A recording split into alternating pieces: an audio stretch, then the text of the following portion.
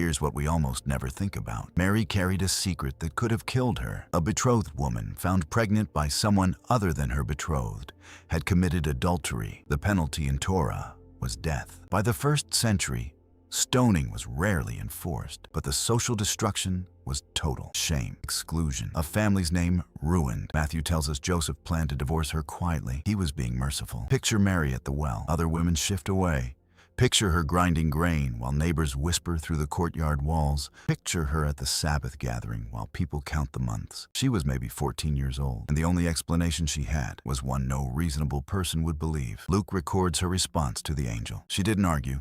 She didn't negotiate. 5 words. Let it be done to me. In a dark room, in a village that didn't matter. A teenage girl said yes to something that would make her the most misunderstood woman in Nazareth and the most honored woman in history. And then she went back to grinding grain, because the bread still needed to be made. She ground grain the morning the angel appeared. She ground grain the morning after. She ground grain while pregnant with the Son of God, while nursing him, while teaching him to walk, while watching him leave for his ministry, while standing at the foot of his cross. The Magnificat, that prayer in Luke 1, didn't come from a palace. It came from a woman who knew what hunger looked like. He has filled the hungry with good things. That wasn't theology. That was Tuesday in Nazareth. When she said, "My soul magnifies the Lord," her hands smelled like barley flour and olive oil.